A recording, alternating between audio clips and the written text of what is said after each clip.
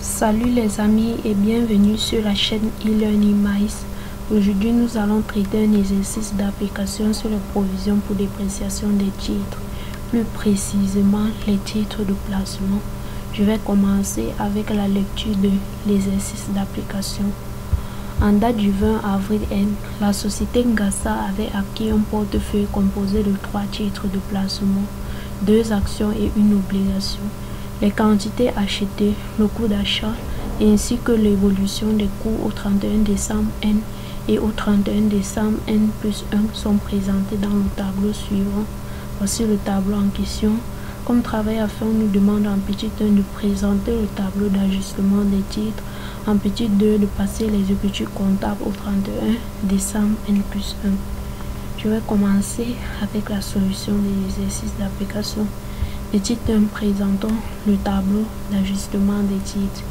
Les colonnes en rouge, ce sont les colonnes qu'on a ajoutées au tableau précédent.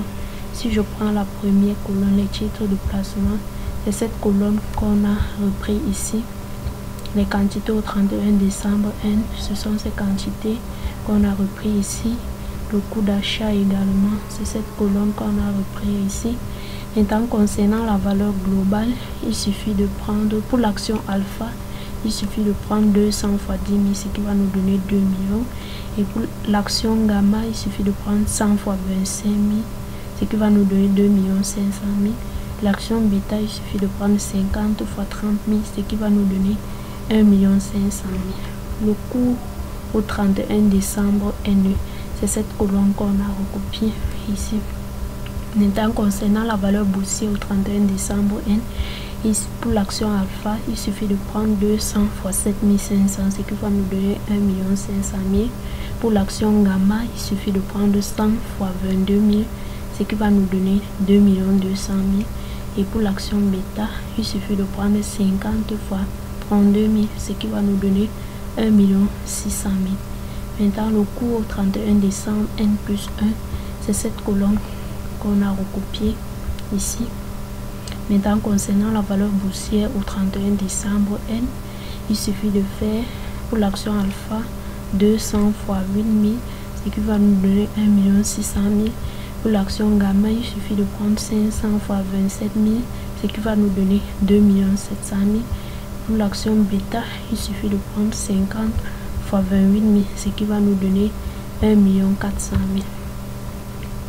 Maintenant, concernant les provisions, la provision au 31 décembre N, il y a provision si la valeur globale est supérieure à la valeur boursière. Si nous prenons l'action alpha, la valeur globale est supérieure à la valeur boursière. Quand on fait la différence 2 millions moins 1 500 000, on a une provision de 500 000. Maintenant, pour l'action gamma, la valeur globale est supérieure à la valeur boursière. Quand on fait la différence 2 500 000 moins 2 200 000, on trouve une provision de 300 000. Pour l'action bêta, sa valeur globale est inférieure à sa valeur boursière. C'est pour ça qu'il n'y a pas de provision. Maintenant, concernant la provision au 31 décembre N plus 1, la valeur globale est supérieure à la valeur boursière. Et pour trouver la provision, il suffit de faire 2 millions moins 1 600 000, ce qui va nous donner 400 000. Maintenant, pour l'action gamma, sa valeur globale est inférieure à sa valeur boursière. C'est pour ça qu'il n'y a pas de provision. Par contre, pour l'action bêta, sa valeur globale est de 1 500 000, mais sa valeur boursière est de 400 000.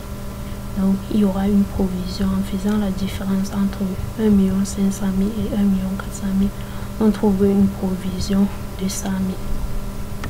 Maintenant, concernant les reprises et les dotations, si à jamais la provision au 31 décembre N est supérieure à la provision au 31 décembre N plus 1, il y a plutôt reprise.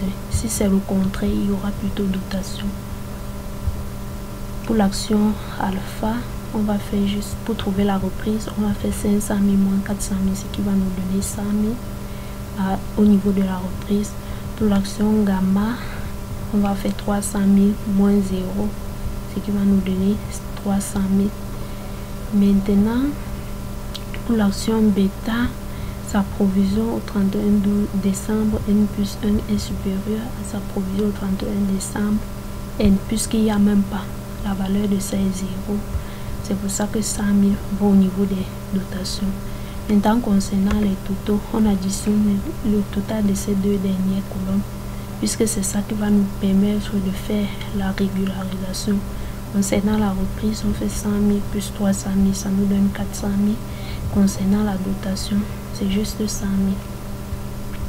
Maintenant, en petit 2, on a demandé de passer les écritures comptables au 31 décembre N plus 1. Bon, c'est de cette façon qu'on comptabilise les titres de placement. Au début, on a le 67,95 contre le 590. Ici, ça prend la valeur des dotations. 100 000 au débit comme au crédit.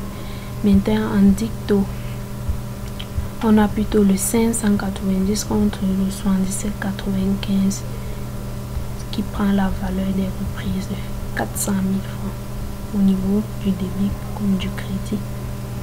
Alors les amis, c'est tout pour cette séance. Si vous avez aimé, n'oubliez pas de vous abonner, de liker, de commenter et de partager la vidéo. À plus et à très bientôt pour une prochaine vidéo.